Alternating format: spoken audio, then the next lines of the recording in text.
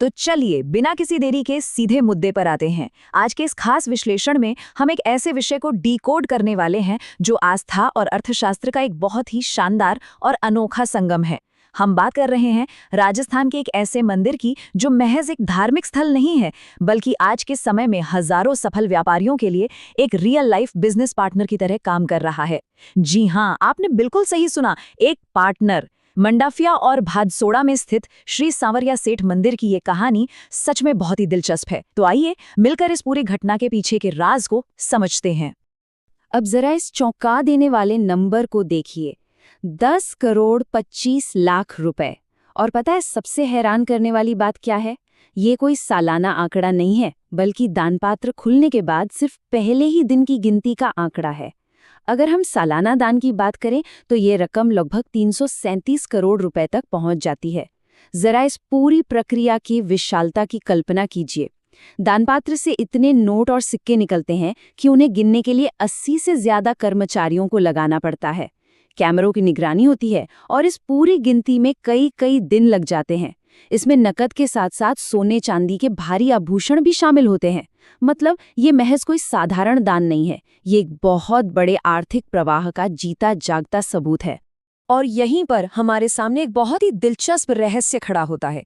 अब आप ही सोचिए, कोई भी सफल व्यवसायी, किसान या उद्यमी अपनी मेहनत की कमाई का इतना बड़ा हिस्सा, जो अक्सर लाखों करोड़ों में होता है, वो यूं ही स्वेच्छा से क्यों दे देगा?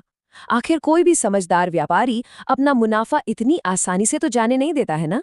इसके पीछे यकीनन कोई बहुत गहरी मान्यता और एक बेहद सुव्यवस्थित प्रणाली काम कर रही है।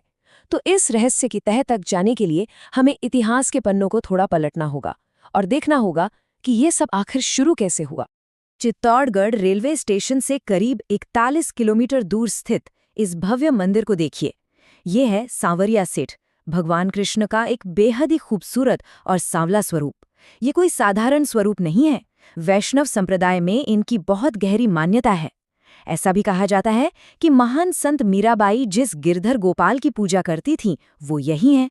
आज के समय में ये सिर्फ एक ईंट पत्थर की इमारत नहीं रह गई है, बल्कि लाखों लोगों के लिए एक बहुत बड़ा वित्तीय और आध्यात्मिक केंद्र बन चुका है। इस मंदिर का एक साधारण सी शुरुआत से लेकर आज एक आर्थिक महाशक्ति बनने तक का सफर बड़ा ही फिल्मी है। जनश्रुति के अनुसार बात 1840 की है। भोला राम नाम के एक साधारण से ग्वाले को एक सपना आया जिसमें उसे भगवान कृष्ण की 3 मूर्तियां जमीन के नीचे दबी हुई दिखाई दी। जब खुदाई की गई तो सच में वहां मूर्तियां मिलीं। फिर 1961 में भादसोड़ा में पहला बड़ा मेला लगा जिसने इस जगह को और भी मशहूर कर दिया। लेकिन असली उछाल तो अब आधुनिक समय में देखने को मिला है। 2021 में कोविड के ठीक बाद दान में अचानक से भारी उछाल आया और 11.65 करोड़ रुपए का चढ़ावा मिला। और 2024 तक आते आते तो जैसा कि हमने देखा, ये आंकड़ा गिनती के पहले ही दिन 10.25 करोड़ को पार कर गया। तो आखिर ये पूरा सिस्टम काम कैसे करता है? इस पूरी परिघटना की जो नींव है वो है डिवाइन बिजनेस पार्टनर या दिव्य व्यावसायिक भागीदार का कॉन्सेप्ट। ये एक ऐसा अनोखा सामाजिक आर्थिक ढांचा है जहां भक्त भगवान को सिर्फ दूर से पूजते नहीं हैं, बल्कि उन्हें अपने व्यापार में एक असली एक्टिव शेयर होल्डर या यूं कहें कि सेठ मान लेते हैं। लोग अपनी आय या मुनाफे का एक फिक्स्ड परसेंटेज भगवान को देने का संकल्प लेते हैं और इसके बदले में उन्हें निरंतर व्यापारिक विकास की उम्मीद होती है। एक तरह से भगवान इस बिजनेस के स्लीपिंग पार्टनर नहीं, बल्कि सबसे अहम हिस्सेदार बन जाते हैं। और ये उदाहरण बहुत ही शानदार तरीके से दर्शाते हैं कि जब ये पार्टनरशिप हिट होती है तो चढ़ावे का लेवल क्या होता है। ये सिर्फ कुछ 100 रुपए दान करने तक सीमित नहीं है। अब देखिए, मध्य प्रदेश के नीमच के एक किसान ने मन्नत मांगी थी और जब उसकी अफीम की फसल बम्पर हुई तो उसने भगवान को संस्कृत में लिखा हुआ एक पूरा चांदी का अफीम का पौधा ही भेंट कर दिया। मध्य प्रदेश के ही शांतिलाल गुर्जर ने धन बढ़ने पर सीधा एक महंगा ट्रैक्टर ही दान कर दिया। और गुजरात के व्यवसायी विकास पटेल ने तो अपने व्यापार में भारी उछाल आने पर 7 अंकों की कीमत वाला, मतलब लाखों का, एक विशाल सागौन की लकड़ी का रथ अर्पित किया। ये दिखाता है कि ये मान्यता जमीनी स्तर पर कितनी मजबूत है। अब आप शायद सोच रहे होंगे कि भक्त भगवान के साथ ये कॉन्ट्रैक्ट आखिर साइन कैसे करते हैं। वैसे तो ये किसी धार्मिक किताब में नहीं लिखा है, लेकिन ये एक ऐसा कल्चरल ट्रेंड है जो पूरी तरह से वायरल हो चुका है। इसके 3 बड़े ही सिंपल स्टेप्स हैं। पहला कदम है एक अर्जी लिखना।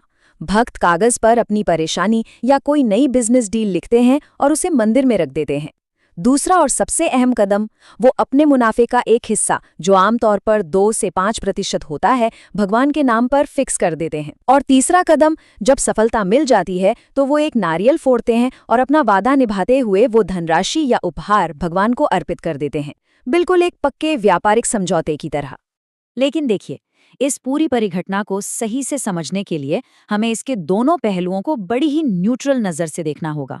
एक तरफ तो भक्तों का नजरिया है, उनके लिए ये पूरी तरह से एक चमत्कार है।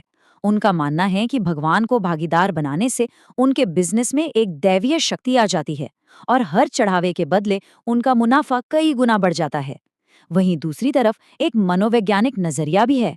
विज्ञान और साइकोलॉजी इसे कॉग्निटिव बायस या संज्ञानात्मक पूर्वाग्रहों का नतीजा मानते हैं। उनका तर्क है कि जब आप ऐसा कोई संकल्प लेते हैं तो आपका फोकस और आपकी मेहनत अपने आप बढ़ जाती है, जिससे बिजनेस में सक्सेस मिलना स्वाभाविक हो जाता है। हम यहाँ किसी एक पक्ष को सही या गलत नहीं कह रहे हैं, बल्कि दोनों दृष्टिकोणों को डिकोड कर रहे हैं। चलिए इस मनोवैज्ञानिक पहलू यानी आस्था के मनोविज्ञान को थोड़ा और गहराई से समझते हैं। सबसे पहला कॉन्सेप्ट है कन्फर्मेशन बायस। दरअसल ये इंसानी फितरत है कि हम सिर्फ उन्हीं मन्नतों को याद रखते हैं जो पूरी हो जाती हैं, और जो इच्छाएं पूरी नहीं होती उन्हें हम अक्सर भूल जाते हैं या कोई और वजह देकर अपने मन को समझा लेते हैं। इसके अलावा सकारात्मक सोच यानी पॉजिटिव थिंकिंग का रोल बहुत बड़ा है। जब आपको लगता है कि ऊपर वाला आपकी टीम में है तो आपका कॉन्फिडेंस बढ़ जाता है और आप ज्यादा जी जान से काम करते हैं। और अंत में है एजेंसी परसेप्शन, जिसका सीधा सा मतलब है कि हमारा दिमाग किसी भी अचानक मिली सफलता को स्वाभाविक रूप से किसी दैवीय शक्ति का आशीर्वाद मान ही लेता है। लेकिन इन सब बहसों के बीच एक बात जो बिल्कुल ठोस और प्रैक्टिकल है, वो है इस धन का वास्तविक प्रभाव। मंदिर में आने वाला ये करोड़ों का चढ़ावा कहीं गायब नहीं होता, ये वापस इसी समाज में प्रवाहित होता है। इस पैसे का इस्तेमाल मंदिर के रखरखाव, बड़े बड़े सामुदायिक आयोजनों, मेलों और सामाजिक कल्याण के कामों में होता है। इससे पूरे स्थानीय इलाके में एक गजब की समृद्धि आती है। यही नहीं, मंदिर की कमेटियों से जुड़े होने के कारण व्यापारियों को आपस में नेटवर्किंग का भी एक बहुत बड़ा फायदा मिलता है।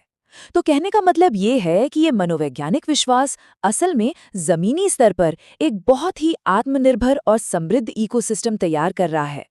इस बात को समेटते हुए मनोवैज्ञानिक शोधकर्ताओं की इस एक टिप्पणी पर गौर करना बहुत जरूरी है।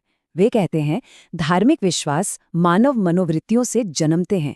मानव मस्तिष्क में स्वाभाविक रूप से आसमान में या असल में कहें तो किसी अदृश्य शक्ति में एक कर्ता या एजेंसी देखने की प्रवृत्ति होती है। ये एक बहुत ही सटीक विश्लेषण है। जब भी हमें कोई अप्रत्याशित या अचानक से बड़ा आर्थिक लाभ होता है तो हमारा दिमाग उसके पीछे किसी अनदेखी शक्ति का हाथ ढूंढने लगता है। और सांवरिया सेठ के इस अनोखे मामले में इंसानों की यही प्रवृत्ति एक बहुत ही ट्रांसपेरेंट और व्यवस्थित बिजनेस पार्टनरशिप का रूप ले चुकी है। तो इस पूरी चर्चा के अंत में एक बहुत ही गहरा पर विचारोत्तेजक सवाल हमारे सामने रह जाता है। क्या ये दैवीय साझेदारी सच में उस चमत्कार का निर्माण करती है, या फिर उस चमत्कार पर जो हमारा अटूट मनोवैज्ञानिक विश्वास है वही असल में हमारी व्यापारिक सफलता की असली चाबी है? सांवरिया सेठ मंदिर की ये कहानी गहरी श्रद्धा, सामाजिक सहयोग और मानव मनोविज्ञान का एक बेहद ही कमाल का मिश्रण है। वजह चाहे जो भी हो, ये बात तो बिल्कुल साफ है कि इस अनोखे सिस्टम ने लाखों लोगों की जिंदगियों और वहां की अर्थव्यवस्था को पूरी तरह से बदल कर रख दिया है। उम्मीद है आपको ये विश्लेषण पसंद आया होगा और इसने आपको सोचने पर जरूर मजबूर किया होगा।